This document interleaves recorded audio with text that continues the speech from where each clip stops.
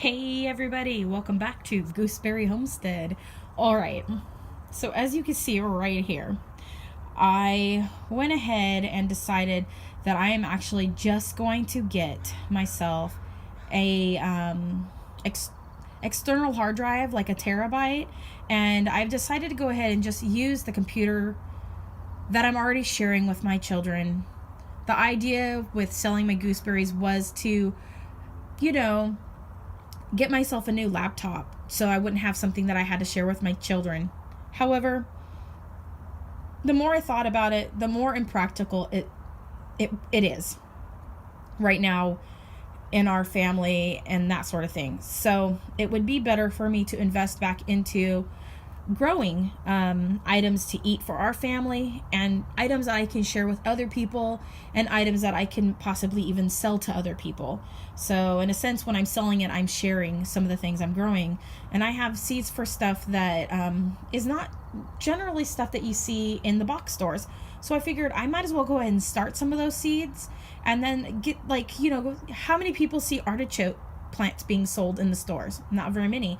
So I'm going to be starting some artichokes plants, and I've got some banana seed for some banana plants and that sort of thing. I'm going to try to start those too, and those actually only take about 3 or 4 months, and they're like almost 3 to 4 feet tall according to the label on one of my things. So I'm like, you know what, it would make more sense. And see, I don't need any banana plants, but there might be somebody who wants them. And I have the seeds, and I don't want the seeds to go unused. So I'm going to grow them, and then I'm going to sell them. I'm not going to sell them for a ton of money or anything like that. I'm not out to try to make a giant profit, but I do want to maybe make a little bit of money. You know what I mean? So that I can buy little things like this for myself for, growing and that sort of thing. Since we are renters, I went with one of the cheaper options. Okay, you guys, let's just be completely real. I want something that I can take down easy, that I can move easy, that doesn't take up a lot of room when we go to move. So I got this one. I do have experience with this greenhouse only because I have a friend who had the same exact greenhouse. Now, I do believe she bought hers on Amazon, so you might be able to get a better deal, but I just didn't want to wait for it to be shipped. Okay, I just decided, I know where they have some. I'm just gonna go pick one up and support my local community. So my local community, Big Lots, that is. But people work there, and they have a living that they need to make. So it is, in a sense, supporting my community, even though it's a big box store. So this is a really decent sized greenhouse. It has pretty much a lot of room, as you can see in the picture. You can fit about looks like 1, 2, 3, 4, 5, 6. So 6 on each side, so 12 seed trays in there, which actually I think you guys is quite a few. And then you have the ground too in the back where you can put some pots or whatever. So you can use your greenhouse however you see fit, you guys. So the dimensions are over here on this side so that you guys can see that. I won't read them. You guys can just look at them. You can pause the video and look at them. And then it's got the details for the greenhouse right there. And then I've got all of my other parts laid out here on my patio. I have the cover here. Okay, you guys, the cover is very, very cheaply made. It's not a very hefty duty plastic. It will rip, I promise you, okay? It will not last more than maybe 2 seasons, okay? I will have to probably purchase another one, but when I purchase the next cover, I promise you what I will be doing is I will be cutting this one up and turning it into a template. And if I have to use clear tape to keep the beast together, I will. Okay? And I will cut it up once I have a replacement cover for the greenhouse, when it does start to fall apart. And I will use this as a template to create a heftier, dutier plastic to fit over the frame. Okay? It's really easy. I can just go and purchase big sheet of plastic, hefty duty plastic, And I have a sewing machine. It is basically simple edges. You would sew up and have it all cut out to fit together, you guys. Easy peasy lemon squeezy. And you would do the same thing for the door. And I can just, if the zippers rip, I will overlap it and I will create a different kind of door. I'm a seamstress, y'all. I know how to finagle things. I am not worried in the least about this one bit. So, but this is a cheaper greenhouse. It can, the metal can get bent. The fabric will rip. I already know that much. I've had the similar fabric plastic before. I guess fabric, plastic. Not really a fabric, you guys, but I'm gonna call it fabric anyways, because you fabricate to make something with it. Okay, so the plastic that's used to fabricate the greenhouse liner.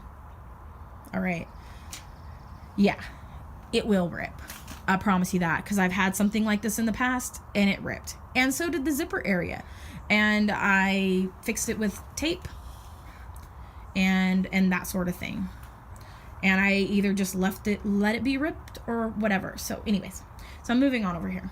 I've got my wires for the things. Now this is really lightweight. I went with, another reason why I went with this greenhouse is that it had built-in shelves inside. So that's another reason. And I've seen it used. My friend had it, like I said. So it's perfect. It's perfect for my needs and what I need to do. So these right here are plastic joiners. These do have a tendency to break and crack. So I hope that the company has a number where I can get replacement parts, possibly. Or I can go to the hardware store and see if they have anything. Then right here you've got the all the other parts for putting it together. And so I'm really undecided. I'll show you my yard. I'm undecided if I want to put it over here on this side of the yard, because the wind blows this direction during the winter or during the summer. And so I'm thinking I'm gonna put it over here just so that if the wind blows, it's up against the fence already and it shouldn't go anywhere else. It would be nice if there was more room on this side of the shed, but there's not. I could put it up against the edge of the shed, but there's a lot of shade in that section of the shed for most of the morning, and I really want the plants to be getting sunlight in the morning. And then if I go across the yard over to this side where my blackberries and a couple of my raspberries are over here against the fence line, I was thinking about putting the greenhouse there, possibly, because one, it might create a little bit of privacy right there in that section where the little kids play on their trampoline over in my neighbor's yard, and it just might create a little bit more privacy, but I'm not sure. They're good neighbors, so I'm not really complaining. And or this section right here on the chain link fence, there is these slats put in there. Those actually kind of help create a wind barrier. I noticed when I moved my blackberries over onto this part right here, then they didn't really blow over as easy. But if I keep them right where they are right now, later on in the season, they will actually fall over because the wind will hit their leaves and then it'll tip over my my pots, and I don't want that. So I'll probably end up moving my blackberries across the yard all the way back over to this side of the yard, right about there. So I'm on the fence where I'm gonna stick the greenhouse. So what I'm gonna do now, you guys, is I'm gonna go ahead and I'm gonna get this greenhouse put together, and then I will show you guys a video tomorrow of where I've decided to put it, and you'll see it built.